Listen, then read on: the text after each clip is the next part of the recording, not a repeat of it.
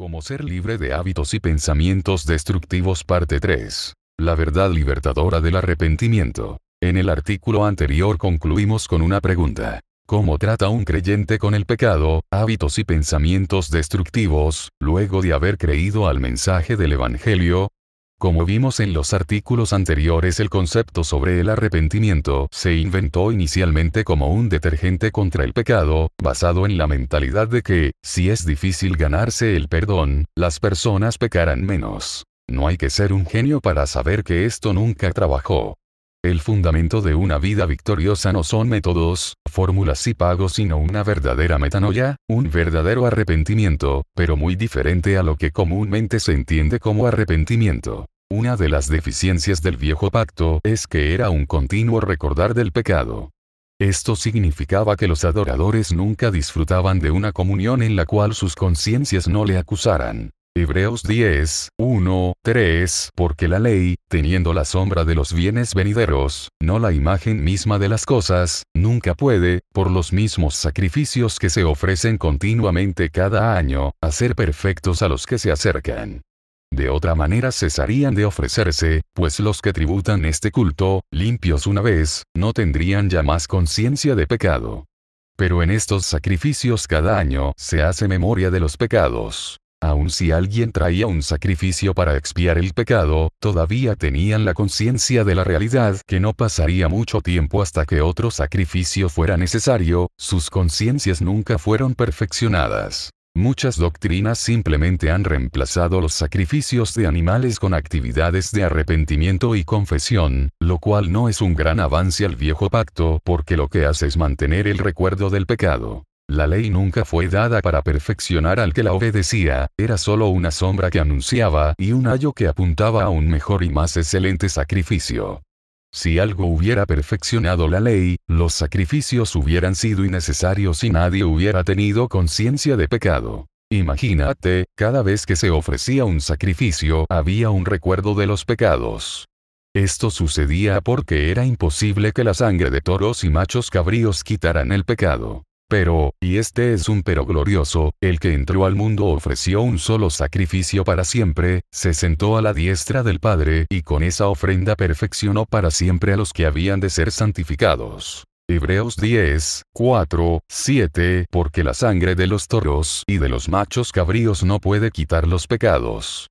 Por lo cual, entrando en el mundo dice, sacrificio y ofrenda no quisiste, mas me preparaste cuerpo. Holocaustos y expiaciones por el pecado no te agradaron.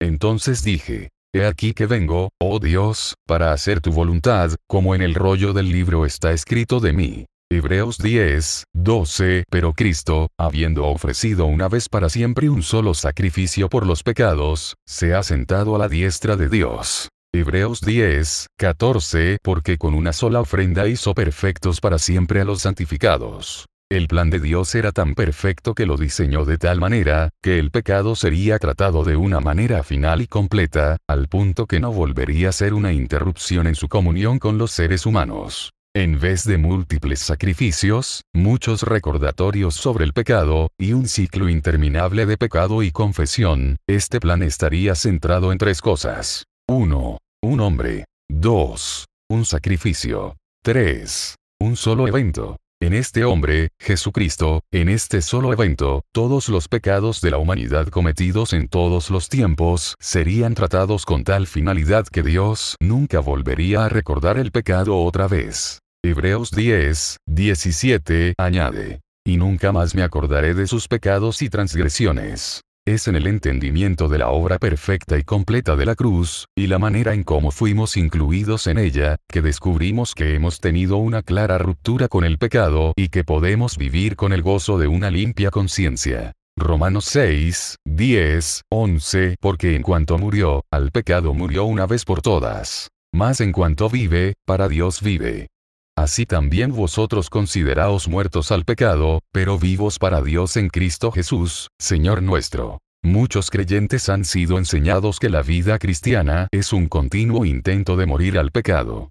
Sin embargo, considera que dice que murió una vez por todas para que la vida que ahora vive la viva para Dios, no obsesionado con no tratar de pecar. En el verso 11 Pablo utiliza un término de contabilidad para decir que por calculación o imputación nosotros también estamos muertos al pecado. La idea de esta palabra consideraos es sumar todas las partes en la cual hay solo una lógica conclusión.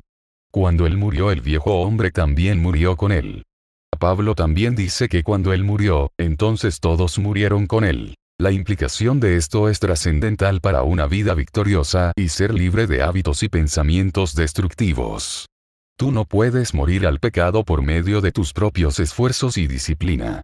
Tampoco es tu remordimiento o la sinceridad de tu confesión que hace posible que dejes de pecar. No es por la profundidad de tu dolor, sino la claridad de tu entendimiento sobre lo que verdaderamente sucedió en la cruz, lo que te liberará de hábitos y pensamientos destructivos. Con frecuencia el arrepentimiento se presenta como el remordimiento que se siente cuando se realiza un mal cometido. Judas entendió el mal que había hecho y eso no impidió que se ahorcara. Por supuesto que cuando somos confrontados con la verdad sobre Dios y sobre nosotros, lamentamos las heridas que se causan por la carnalidad y la ignorancia. La dificultad que experimentó el hijo pródigo en el corral de cerdos causó que se lamentara, pero solo lamentarse no tuvo poder para transformar su vida. Lo que verdaderamente cambió la vida de aquel hijo fue el encuentro con su padre y entender su verdadero carácter y actitud. Fue la fiesta, no los cerdos que revelaron el corazón del padre, y esto tuvo un mayor efecto en él para cambiar su mente, arrepentirse, sobre su padre, y sobre él mismo. Reflexiona sobre estas verdades y considera que tu nueva naturaleza no se deleita en pecar sino en obedecer.